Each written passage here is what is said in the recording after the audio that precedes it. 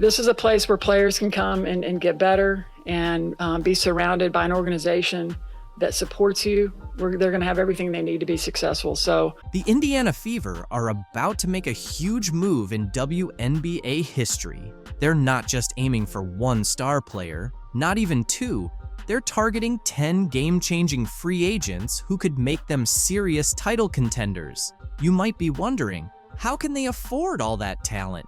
Well, that's where you're mistaken. The Fever have a secret weapon, Kelly Krauskopf. She's back with the team this year, and she's got a bold vision. Kelly's not here to play it safe. She's here to get things done. I know the free agent situation in the WNBA, but are you in a position where you can add some pieces? Yes, we are. We're definitely in a position, and I would think that if you are a smart basketball player and you watch the way she plays, you would want to play with her. With her vast network and resources, Kelly is determined to make Indiana the hottest spot in the WNBA. Her strategy is bold, and it's already catching everyone's attention.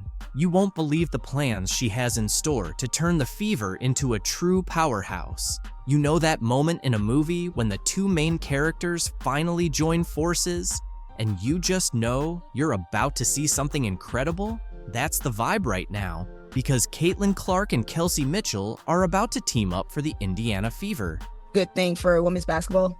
I'm playing alongside this kid, so it makes everything, a little bit more dramatic, and like the people are coming out to see this person. So we just do what we can. We embrace it. I'm pretty sure our organization can feed off of it. Let's take a moment to focus on Kelsey Mitchell. Did you know she averaged 19.2 points per game last season? That's not just impressive. That's all-star caliber. And it's not like she had just a few good nights either. After the Olympic break, Mitchell went on a scoring spree, putting up 20 or more points in 7 straight games. Imagine trying to guard someone that reliable. Now, think about Mitchell teaming up with Caitlin Clark. We're talking about two of the top shooters in the game coming together. How are defenses supposed to handle that? Clark's college numbers are through the roof, and her knack for setting up her teammates is incredible. With Clark's playmaking skills and Mitchell's scoring, this could be the most exciting backcourt the WNBA has ever seen. Because Kelsey Mitchell said basketball is a language and you have to get on the same page. Me and Caitlin like to play fast and up-tempo, and I'm always going to align based on how she's playing and how she's going. Here's where things get really interesting. Kelsey Mitchell is a free agent right now. The Fever have to re-sign her, right? But at what price? We're talking about a player who has been the heart and soul of the team. Even the Fever's president said they wouldn't be where they are today without her. That kind of praise doesn't come cheap. So, let's break down what it might actually take to keep Mitchell in Indiana. Spoiler alert, it's a hefty sum. We're talking about a Supermax qualifying offer of around $250,000. That's a big investment, but can the Fever really afford to let Mitchell go? Look, we're going to evaluate everything and have those types of discussions with her. Here's the thing. It's not only about the money, it's about building a championship caliber team. That's where Caitlin Clark comes into play. Bringing her on board isn't just about her own skills. It's about how she can make everyone around her better, especially a scorer like Mitchell. But all signs point to her returning, including her and Clark attending the Pacers and Grizzlies game. You might be wondering if these two can really work together. Won't they end up competing for shots? But that's the best part. Clark isn't just a scorer. She's a true playmaker, and Mitchell has already proven she can thrive alongside other star guards. This isn't about two players battling for the spotlight. It's about two stars joining forces to create something that's even better than what they could achieve individually. Kelsey Mitchell has been an all-star, but she had the stage, the bright lights, and everybody could see what kind of bucket getter she is. Plus, Caitlin draws the defense. Kelsey gets to go. When an elderly man's desperate plea to access his own money clashed with rigid corporate policies, no one expected a 7'1" NBA legend to step in as his unexpected hero. What happened next took everyone by surprise. The glass doors of First Capital Bank shook as they were pushed open.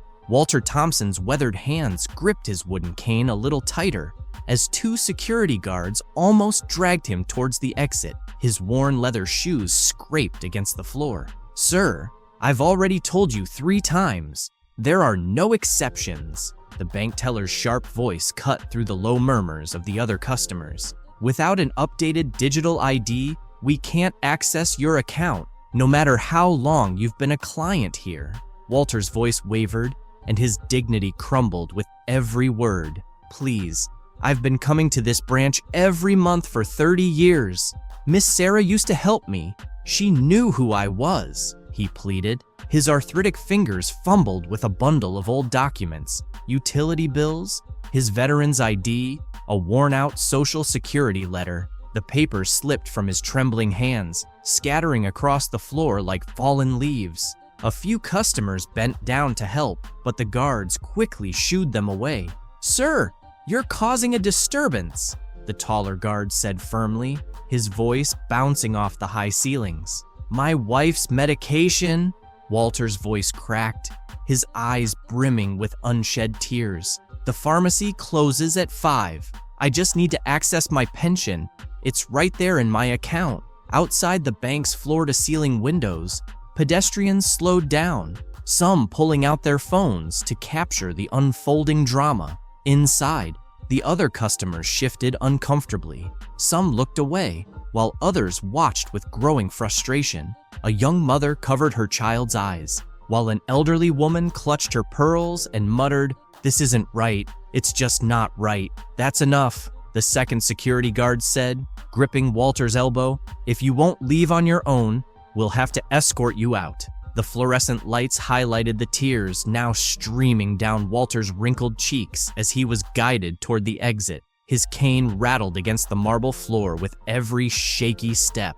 Standing outside the bank, Walter looked down at the papers scattered at his feet, each one telling a piece of his story. There was his veteran's ID, Social Security letter, and 30 years worth of bank statements. They all represented his life of service, but today, none of them could get him access to his own money. Walter's urgency was heartbreakingly clear. Earlier that morning, his wife Margaret's oncologist had changed her medication. The new prescription would cost $486, and it needed to be filled before the weekend. Their usual pharmacy, Anderson's drugstore, was set to close at 5 p.m., and the clock was already ticking, with just 2 hours left. "Mr. Thompson?" a clear voice rang out, cutting through the hushed crowd. Rebecca Stevens, the bank's new manager, stepped out of her glass-walled office. At 34, Rebecca had quickly moved up the ranks in the company's corporate program, landing this role just 3 months ago after the recent merger. Her reputation for enforcing new security protocols efficiently had made her a rising star. "Miss Stevens," Walter said, standing a little straighter. His years as a basketball coach had taught him the importance of keeping his composure under pressure. "I've been trying to tell your staff. I've been banking here since 1989. The tellers all used to know me by name." Rebecca gestured towards her office, a modern glass-walled space. Walter followed her, leaning heavily on his cane, while the security guards kept a close eye on him. "Mr. Thompson," she started, settling in behind her desk, "I understand you're trying to withdraw funds from your pension account, but you haven't completed the digital verification update." Her fingers moved quickly across the keyboard, bringing up his information. "According to our records, we've sent you 4 notices about this change." Walter's eyes dimmed, and he nodded slowly. "Yes, those blue letters. Margaret tried to help me with the computer part, but she's been too ill lately. The chemotherapy has taken a lot out of her." Rebecca glanced at her screen, where a red alert highlighted the urgent security requirements. The bank's new system, part of the recent merger, now demanded enhanced digital verification, 2-factor authentication, biometric scanning, and smartphone app registration. There were no exceptions. The merger with National Financial brought important security updates, Rebecca explained, her voice carrying a polite but firm tone. "Without proper digital verification, we can't confirm your identity according to the new federal standards. These measures are there to prevent fraud, especially for seniors. Walter's grip on his cane tightened. I have my driver's license, my veteran's ID, even the original paperwork from when I opened my account in '89. Isn't that enough to prove who I am? Rebecca gave a sympathetic shake of her head. I'm sorry, but physical IDs aren't enough anymore. The updated system requires digital verification through our secure app. It's a liability issue. Corporate policy is very strict on this. She turned her monitor towards him, showing the list of requirements. A smartphone with the bank's app installed, digital ID verified by a third-party service, biometric data registration, two-factor authentication, and enrollment in digital signature. Finally, before we get to your questions, we have some news to announce. Commissioner Kathy Engelbert, Commissioner of the WNBA, just announced that starting in 2025, the WNBA Finals format will change. The WNBA just dropped a major surprise during the playoffs, and it's all about the Caitlin Clark effect. They're making some huge rule changes for 2025, but here's the big question. Is this too little, too late? Will these changes really make a difference? Clark's early exit from the playoffs left arenas half empty and tanked TV ratings. Now, the league's scrambling to patch things up. But will these new rules actually fix what's broken? Let's talk about Clark's impact. She didn't just play the game, she redefined it. With 62 records broken, packed arenas, and TV ratings hitting new highs, Clark and the Fever turned every game into a must-watch. Fans couldn't get enough. Well, I knew the atmosphere was going to be electric when they announced Caitlin's name in the dark and the fans went crazy. Here's the reality. The second Clark was out, everything started to fall apart. Ratings plummeted by 80%, and some games started looking like ghost towns, with empty sections covered up to avoid the bad look on live TV. Let's be real. Are you even shocked? Clark was practically carrying the league, and now she's off the court and on the golf course. Can the WNBA make it without its star player? These new rule changes better deliver? Because right now, things aren't looking great. Staying with the WNBA playoffs, let's stay here. Let's just say the ratings aren't the same with Caitlin Clark and the Indiana Fever now eliminated. By the way, not only was viewership down, but attendance was as well. The WNBA is definitely in panic mode, ready to do whatever it takes to turn things around. But here's the surprising part. These new rules aren't just minor adjustments, they represent a complete overhaul that could either save or sink the league. The big question is, will these changes be enough to fill the gap left by Caitlin Clark and boost their ratings? Or will the league keep slipping into irrelevance? Let's dive into these drastic measures. First off, they're extending the regular season from 40 to 44 games with the introduction of a new team in 2025, the Golden State Valkyries. That means 4 more opportunities to catch your favorite team in action. Getting to go to multiple arenas so that people that are watching at home can see this environment in a multitude of cities. It's amazing. I love it. The growth continues. But that's not all. The finals are getting a makeover too. Starting in 2025, the WNBA Finals will shift from a best-of-5 format to a best-of-7 series. This change aims to create a more intense and exciting championship showdown. Starting in 2025, the WNBA Finals format will change to a best-of-7 series. Yes. And the format will be 2-2-1-1-1. It's clear that the league believes more games will lead to more fans and increased revenue. Plus, they're making changes to the first round of the playoffs as well. The format is shifting to a 1-1-1 setup, which guarantees the lower-seeded team one home game. Say for the fans, it's a benefit for your team. Has played well enough to get into the playoffs. So now that your fans will be able to see your team play at home during those playoffs. Yeah. Remember the Fever Sun series? The Indiana Fever couldn't return to play in front of their fans at Gainbridge because of all the drama in Games 1 and 2. It seems the league has finally realized that lower-seeded teams need to have the chance to play in front of their home crowd as well. Now, Commissioner Kathy Engelbert is trying to pitch these changes as if they're going to save the league, claiming it's all about balancing the schedule. But let's be honest, it feels more like a frantic effort to keep things running without their star player. With the increased attention this year, there's also been increased scrutiny about the quality of refereeing. Curious if there has been any conversation about whether it's referee pay, referee training, anything to ensure that is as good as it can be. Let's be honest for a moment. Are these changes truly tackling what fans care about? Sure, having more games looks good on paper, but what about the issues that really matter, like player safety and fair officiating? Those concerns seem to have been completely overlooked by Engelbert. Yeah, and the one thing as a very long-term sports fan I know is that officiating and refereeing is always at the top of a fan's list, of the media's list, obviously. Shaq went on Angel Reese's podcast this week and shared his billion-dollar idea for the WNBA. In the next few minutes, you'll witness the moment that rattled women's basketball to its foundation. We have Shaq, Angel Reese, and a whole lot of uncomfortable truths to unpack. Bro, a pretty girl dunking on the rim, I'm watching that all the time. You laughing. A man is not turned on by no woman that's dunking. It ain't about being turned on. It's about seeing stuff that you're not supposed to see. Here's what's ahead. We'll reveal the exact words from Shaq that made Angel uncomfortable, showcase the statistics that support his claims, and explain why this one conversation could potentially alter the future of the WNBA. Stay tuned, because this is going to be intriguing. Shaq just dropped a truth bomb that has the entire basketball world buzzing.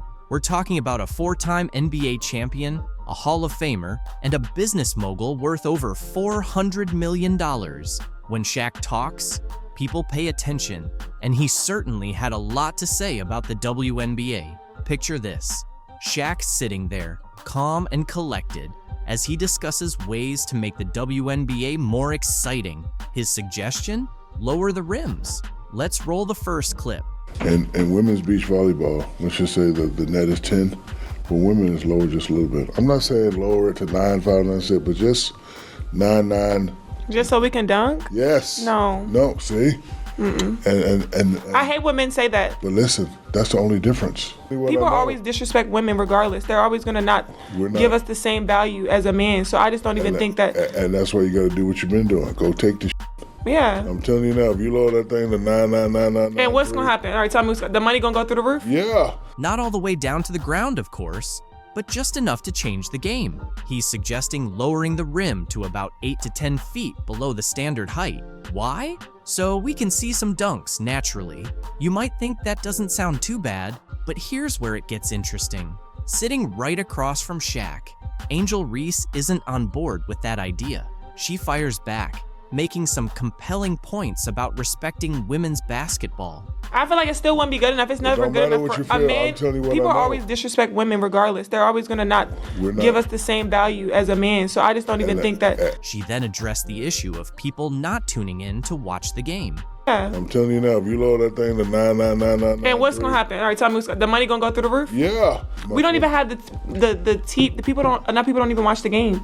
You can feel the tension rising as Angel contends that lowering the rim is outright disrespectful to female players. But Shaq wasn't finished. He delivered a real knockout punch. We don't even have the people don't even watch the game. Because I don't want to use the B word. Unless it's certain people playing. It's like you're watching like a high school game. He looked Angel in the eye and compared the WNBA to high school basketball. Yes, you heard that correctly. Shaq stated, and I quote, "It's like you're watching a high school game." Can you imagine the collective gasp from WNBA players everywhere? Let's break this down for a moment. Shaq, one of the most dominant players in NBA history, just suggested that the highest level of women's professional basketball is comparable to high school boys' games. That's not merely a critique. It's a full-blown slam dunk of criticism. Shaq, he was trying to teach Angel Reese how to make the WNBA more entertaining. So people might actually watch the product. And Shaq is qualified to do so. During his NBA career, the dude was a brilliant marketer. He knew how to be entertaining while also being dominant on the court. There was a reason that every member of the media was waiting by Shaq's locker after games. They knew he would deliver the best sound bites. They knew he would give the most entertaining interview. You might be curious about how this will unfold. On one side, there are people agreeing with Shaq. believing he's just voicing what many have been thinking. They argue that if the WNBA wants to attract more viewers and generate more excitement, then something needs to change. Angel Reese, just because a man is criticizing your league, it does not mean he is disrespecting women. This is the entitlement I always talk about. Angel Reese and her colleagues in the WNBA, they have this false sense of entitlement that makes them believe that they are above being criticized. Anytime they are criticized, they want to play the victim. Men don't respect women. Oh yeah? On the flip side, there's a large group of upset fans and players who believe Shaq's comments are disrespectful and outdated. Argue the portrayal of black women in the league is an ongoing conversation. Many, including Aja Wilson, Angel Reese, Cheryl Swoops, and others, seem to view Caitlin Clark as a major issue in the WNBA, at least according to the league discussions. But is this truly the case? Or could it be more about rivalry and resentment? Some recent developments might make us rethink the situation. Last week, Aja Wilson brought up the topic of white privilege while speaking with Kelsey Plum. Now, Wilson and Angel Reese are both featured on the cover of the Wall Street Journal's magazine. Yet surprisingly, there's no mention of Caitlin Clark. In 2024, with all that's happening, isn't it worth exploring this from Caitlin Clark's perspective too? Imagine this. Even if you're the first rookie since 2008 to make the WNBA's first team, break over 50 records in one season, and win Rookie of the Year, you're still not acknowledged in one of the league's largest media spreads to date. This seems puzzling, especially if Clark's success is arguably central to the article's theme.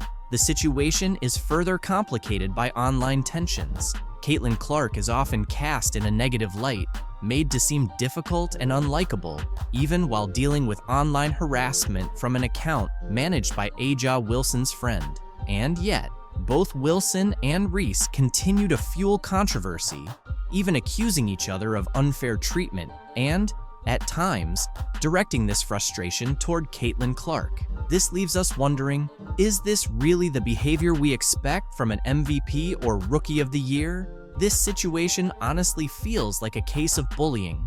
It's the peak of first world issues, showing a lack of responsibility and, frankly, Angel Reese's lack of consideration. Watching this unfold is mind-boggling. You're right, it's easy to see how she comes across if you have even a bit of self-awareness. Honestly, if I were another WNBA player without Caitlin Clark's visibility, she wouldn't be my concern. She isn't the problem here. More people are starting to catch on. Caitlin Clark was never the issue. Her critics were the ones using her name for attention whenever things didn't go their way. Those same athletes, analysts, and experts quickly make noise when they feel slighted, then claim Caitlin Clark is the root of it all. But here's the truth. The issue might actually be Angel and Aja, not Caitlin. It's worth asking, who's really harming the league's reputation? Angel Reese or Caitlin Clark? Because, once again, it's Reese's unlikability that seems to be hurting the league's image. Caitlin, on the other hand, is generally well-liked and doesn't flaunt privilege or entitlement as if she's something special. People from all backgrounds are beginning to notice this. You made a great point. Caitlin Clark is helping drive the league's success and bring in money, while Angel Reese's behavior might be doing the opposite. The WNBA doesn't seem to be catching on, but the fans certainly are. Yet, we're still being told to embrace both Angel and Aja as league icons. But do they even realize who they're trying to promote? I get it. Aja Wilson is undoubtedly one of the greatest players, a true icon who will likely be in the Hall of Fame. Her stats alone speak to her greatness, and that's worthy of respect. But as I look deeper into this and see more of her behavior, I can't ignore a hard truth. She's becoming more and more unlikable. Caitlin Clark's golf debut just made me so upset with the WNBA because the LPGA just did everything that the WNBA should have been doing this season. Caitlin Clark made waves in the world of women's sports, but this time, It wasn't on the basketball court. Her impressive debut at an LPGA Pro-Am event created quite a buzz, leaving both fans and critics amazed. Now, from this event, I have only seen and heard of positive things. I didn't hear one thing about how her fans are toxic. I didn't hear one thing about there being too much spotlight on Caitlin Clark, and it should have maybe been on the professional golfers that are there. We didn't hear any of that. While the LPGA rolled out the red carpet for her, the WNBA's lack of response was impossible to ignore. What's really happening behind the scenes? I honestly just got so triggered by Caitlin Clark's golf debut, and it is no fault of hers that I got upset. It is the fault of the WNBA because the LPGA just did everything. Caitlin Clark is now a household name, not only for her WNBA success, but also for her unexpected performance in golf. Her appearance at the LPGA Pro-Am wasn't just a typical celebrity cameo, it turned into a nationally spotlighted event. Fans showed up in droves, pushing for the tournament to be broadcast. And when it finally aired, the LPGA struck gold. They didn't just include Caitlin, they made her the star of the entire event. How this Pro-Am event originally wasn't even going to be televised, but there were so many fans who were emailing the organization saying, how can we watch Caitlin? Can we come to the event? Can you live stream it? All of these things. And it ended up being put on television. Let's break it down. The LPGA didn't just get lucky with this opportunity, they planned it with precision. They paired Caitlin with Nelly Korda, the top-ranked golfer in the world. Think about it, one of the biggest stars in women's basketball teaming up with the best golfer around. That's not a coincidence. That's smart marketing. Photos of Caitlin and Nelly were all over social media, generating a buzz that reached well beyond golf fans. Basketball lovers, golf enthusiasts, and more were instantly hooked. Fans were really excited about that. There was so much buzz online. She was trending on Twitter, all of the things. And the LPGA was promoting the crap out of this event. And they also did something really smart by pairing her up with their currently #1 golfer in the world. Meanwhile, the WNBA, the league that shot Caitlin to stardom, remained completely silent. They didn't tweet, post, or make any mention of her golf success. Fans definitely noticed, and it raised a lot of questions. Why wasn't her own league celebrating such a huge moment? It felt like a major missed opportunity, especially after the LPGA showed just how much star power Caitlin could bring to another sport. There are photos of Caitlin and Nelly literally everywhere, and the LPGA was so smart in doing this because they knew that there would be so many eyeballs on Caitlin. So if they put their #1 golfer, who is currently leading the sport and pushing the sport ahead, if they put her next to Caitlin for the entire event, that's just great. It's great for Nelly and it's great for everyone else. It wasn't just the LPGA that jumped on Caitlin's star power. Media outlets were all over the story too.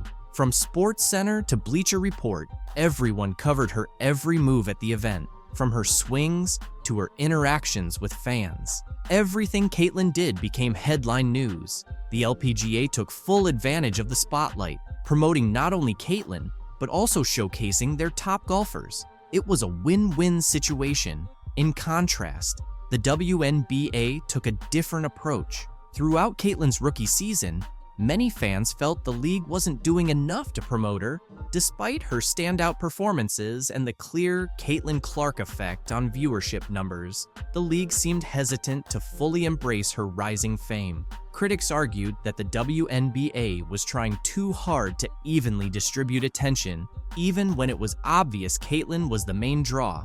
This reluctance was even more noticeable during the LPGA Pro-Am. While the LPGA leaned into Caitlin's popularity, the WNBA's silence was glaring.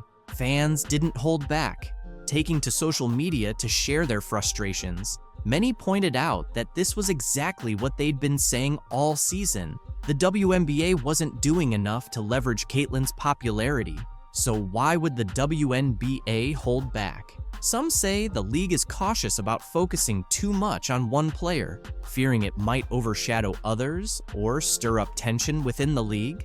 Others think it's a missed opportunity tied to outdated marketing tactics. Whatever the reason, the difference between the LPGA's strategy, Angel Reese reveals the real reason behind Caitlin Clark's move to Europe. Angel Reese shuts down rumors, says Caitlin Clark's exit is a financial move.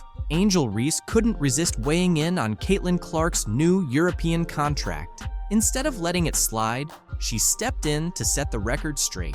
What the is that headline all about? Yeah. She is the worst basketball player. In the WNBA, this is pretty unprecedented. Someone so set on stirring the pot. Reese, still tangled up in her own steroid controversy, took a jab at Clark, suggesting players are just in it for the money and using racial issues to gain sympathy. People talk about Caitlin getting hate, but someone sat down and spent hours putting together an 8-minute video with interlude clips all to trash Angel. Why? It's obvious Reese is targeting Clark here. The surprising part is that Caitlin has never said anything negative about Reese or any other black player. But today, I can't help but feel that some people don't really deserve the silent treatment. Blah, blah, blah. From Angel Reese. It's pretty clear that Caitlin Clark heading to Europe isn't just about exploring a new scene or picking up a different paycheck. It's more about escaping the toxic circus the WNBA has turned into. On the surface, the WNBA might seem like the perfect fit for a player like her, someone born to dominate, but in reality, it was becoming anything but ideal. Instead of just focusing on her game, she was constantly dodging scandals and skeptical looks like it was all part of the game plan. Entitled players in the WNBA just can't seem to understand is, you get what you put in, and right now, you are getting exactly what you deserve. And why? Because she chose to stay quiet while others tried to paint her as some kind of villain. Some of her own fellow athletes, along with a few media voices, went as far as to label her a racist. Honestly, where do they come up with this stuff? But Clark, always level-headed, didn't take the bait. She didn't waste her time responding to these absurd accusations. She just stayed focused on what really matters, basketball. Yet the drama surrounding her only kept growing, like a bad reality show storyline. So I think it's really just the fans, her fans, the Iowa fans, now the Indiana fans. Then Alyssa Thomas, clearly not interested in keeping the peace, decided to stir things up even more. She publicly blamed Clark for racist comments made by her fans. Yes, you read that correctly. Thomas somehow figured that Clark should be responsible for the words of random people in the stands. I think in my 11-year career, I've never experienced the racial comments from the Indiana Fever fan base. Ridiculous, right? This wasn't even about anything Clark did or said. Nope, Thomas seemed more interested in redirecting attention away from her own struggles. She bundled up her frustrations, jealousy, and whatever else was going on inside, wrapped it in an accusation, and tossed it right at Clark. And then she had a press conference where she cried and everybody's so mean to me. Well, she's continued the stupidity. I mean, she cheered on her teammate as she shoved Caitlin Clark, knocked Caitlin Clark in the head, and a bunch of other stupid stuff. The thing is, Caitlin didn't have to do anything wrong to end up as a target. The love she was getting from fans, her name popping up in every highlight reel and headline, that alone was enough to spark jealousy in the WNBA. And it wasn't just random trolls online, it was some of the very players she shared the court with. Instead of celebrating her success, Caitlin Clark presented in Europe after record-breaking WNBA season. From the sounds of this interview, it seems like she's probably going to make more money overseas in EuroLeague than she did during this WNBA season. The commissioner told her that she could make $700,000 playing in the WNBA. The EuroLeague just made it official. Caitlin Clark is heading overseas, and now the WNBA is buzzing over the contract details. It's clear that while Clark is about to make waves in Europe, Kathy Engelbert and the WNBA execs are probably sweating it out. Without Clark, they're likely heading back to that familiar spot of irrelevance they were stuck in before she came along and gave people a reason to tune in. Let's be honest, Most are only watching because of Caitlin Clark, and once she's gone, it's hard to see anyone sticking around for those average teams. Now, I feel like there could be a team overseas who would love to snatch Caitlin Clark away from us and give her a crazy offer. I mean, Ice Cube was about to give her $5 million to play in less than 10 games in the Big Three. So the money is there, and if these owners are smart with it, I could definitely see more WNBA players going overseas. The WNBA pretty much shot themselves in the foot with a series of bad decisions and some race-baiting drama that cost them their star player. They lost their golden opportunity. But let's not dwell on their mistakes. Caitlin Clark's new adventure is where the real excitement lies now. Going overseas and possibly not returning. I totally understand that some of you hardcore Caitlin Clark fans in America might be feeling a little down about her moving to Europe. But let's face it, you want her to be happy, right? That's why you're staying quiet about it, deep down. As long as Clark is doing well, you're okay with it. And don't worry, Clark cares about you just as much. In fact, I have a little surprise from her that's going to make you really happy. So stick around for that. For now, let's dive into what's really happening with this EuroLeague deal. Unfair what the players are paid. So, the big boss of EuroLeague women has finally put all the speculation to rest. Caitlin Clark is officially getting ready to head to Europe. And no, this isn't just a temporary gig while the WNBA takes a short break. This is a major move. We're talking about EuroLeague Women, which is technically the top competition for women's basketball in Europe. Yet somehow, it still doesn't get the recognition it deserves. It's like this hidden gem in the basketball world, and people are still overlooking it. If you look at his rookie salary, which was around $55 million for 4 years, and then you look at Caitlin Clark's $300 and I think it was $38,000 salary that she signed for 4 years, that is about the same amount more. It's around 162 times more that Victor made. For those who may not be aware, EuroLeague Women is managed by FIBA Europe, and believe me, it's where some of the most intense basketball takes place. This isn't just a casual summer league. The EuroLeague runs from October to April. That's ideal for Clark to keep her basketball skills sharp throughout the year. She's really positioning herself to excel on both sides of the Atlantic. It's like she's playing chess while everyone else is still figuring out checkers. They always sold out. Unbelievable. So Atlanta would normally have 3,000, 4,000 people. Now they have 17,000 people, and they sold 1,000 standing room only tickets. So when we walked into the arena, people were on that third balcony looking down at the tops of our players' heads to watch. It's really hard to take in. And here's something interesting. EuroLeague Women has been around since 1958. That's right, longer than most of us have been alive. It's like the original league for women's basketball, even getting a rebranding in the 90s. Yet, for some reason, it hasn't achieved the same commercial success as the WNBA. But don't be fooled.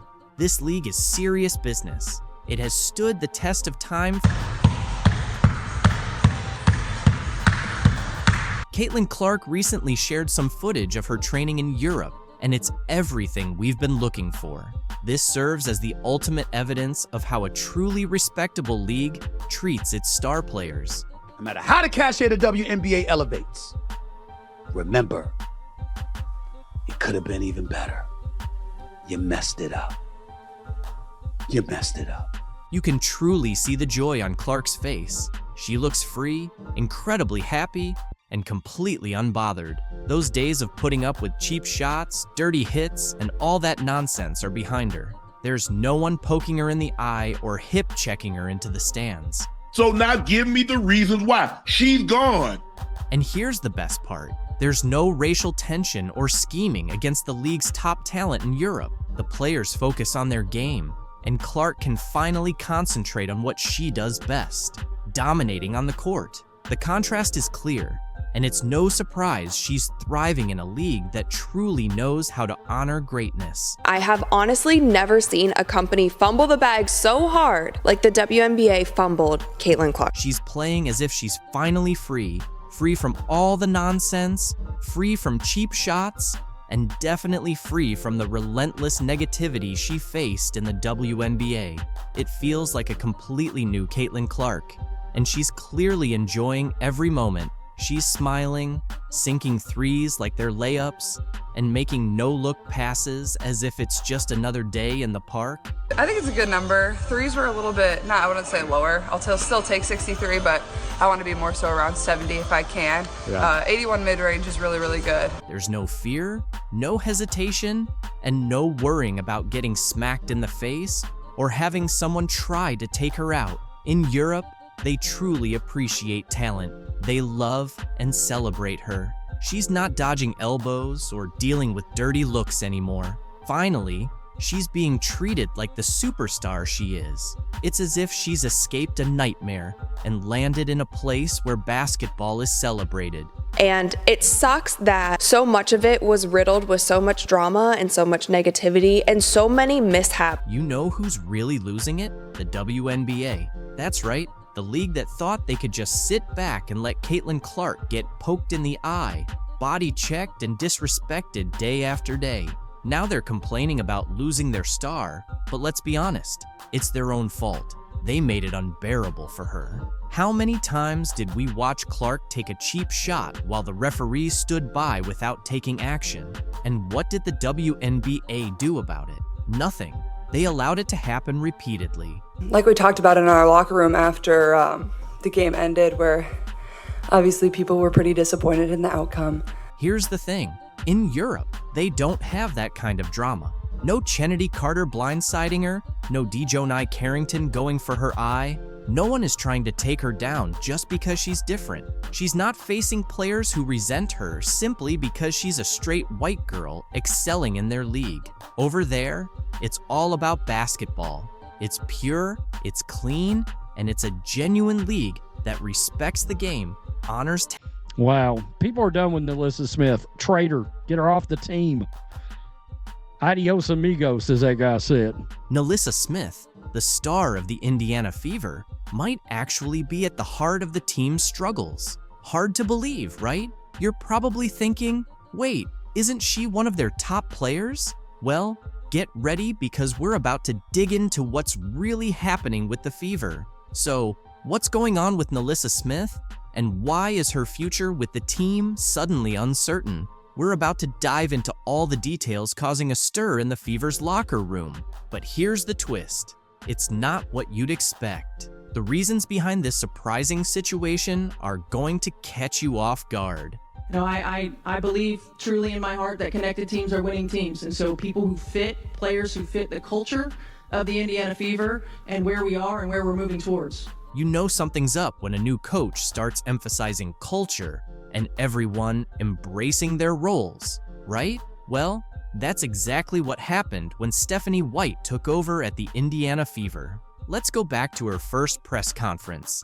It was all smiles and big ambitions, but something didn't quite add up. White kept going on about building around a core group of 3, and it felt a bit off. Caitlin Clark, a generational player, and Aaliyah Boston, certainly when you think about back-to-back Rookie of the Years and what each of those players have done up until this point for their universities in the game of basketball, for the women's basketball culture and community, it's unprecedented. And to be able to work with those guys and Kelsey Mitchell, who I think has weathered the storm of Indiana Fever basketball, and I felt like had the best year of her career, this year. And really, when you think about teams, you think about a core 3, right? You think about a big 3, and to be able to work with that big 3. But wait a minute. Where does NaLyssa Smith fit into all of this? You'd expect a former number 2 overall pick to be front and center, right? But no, Smith's name didn't even come up. You might be thinking, maybe she just forgot to mention Smith.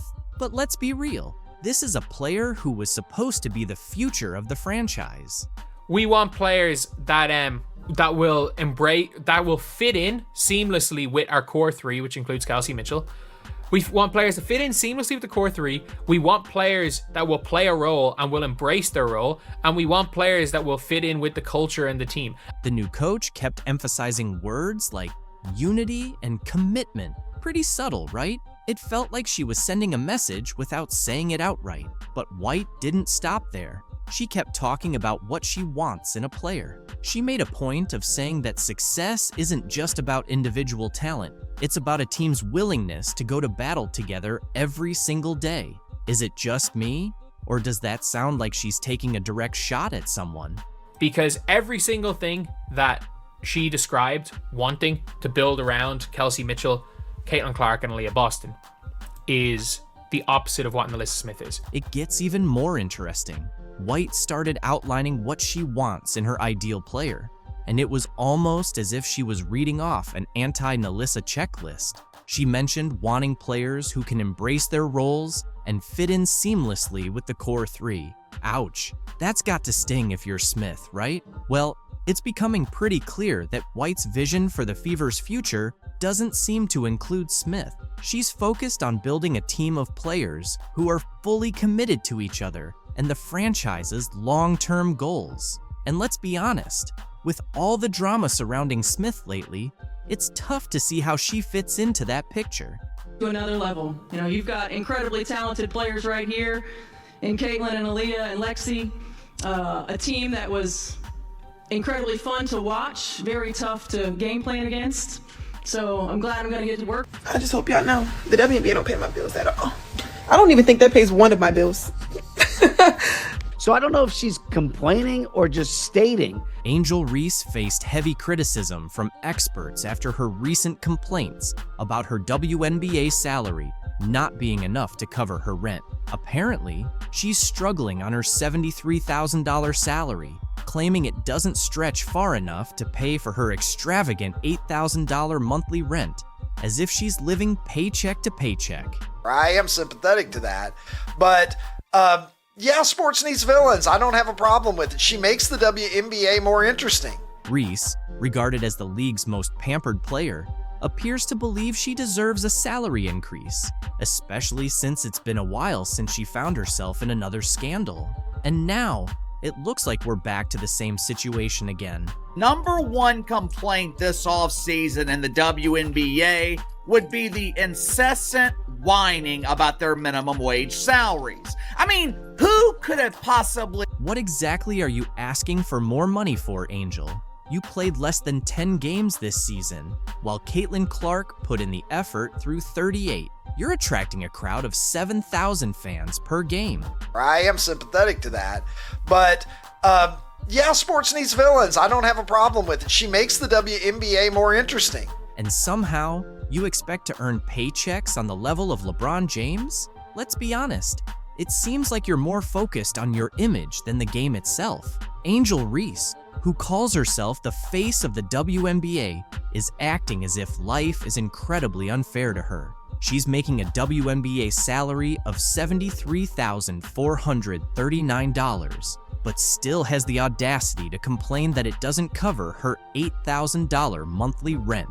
Now these complaints are coming from the star. That's right. She's living in a place that costs $96,000 a year and then wonders why her finances don't make sense. I mean, how out of touch can you be?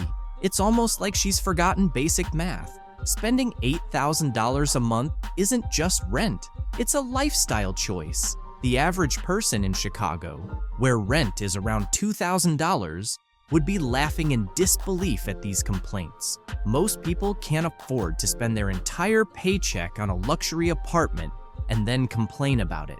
Yet here, we have Angel Reese playing the victim while the rest of the WNBA is out there hustling just to get by. The audacity is off the charts. Hand pays them bills, baby. I just hope y'all know the WNBA don't pay my bills at all. I don't even think that pays one of my bills. Literally. I'm trying to think of like my rent for where I stay at. Let's not even dive into her financial choices. With all the money she's making from endorsements, sponsorships, and her podcast, you'd think she would realize that renting an overpriced place isn't the smartest decision. But instead of making wise financial moves, like buying a house or investing, she seems to be spending money faster than most people can earn it. What's her plan exactly? Is she just waiting for a magic fairy to come and solve her problems? I don't even know what to say. Does it really? You don't even. Yo, I'm living beyond my means. It's like. It's both hilarious and sad at the same time. She's in a position to be a real role model for her fellow WNBA players, many of whom are genuinely struggling to make a decent living. They don't have million-dollar endorsement deals rolling in. They rely on their league salaries and are barely scraping by. Yet here's Reese complaining about rent as if she isn't surrounded by cash from every angle. It's insulting to everyone in the league who is truly fighting to stay afloat. Playing this offseason in the WNBA would be the incessant whining about their minimum wage salaries.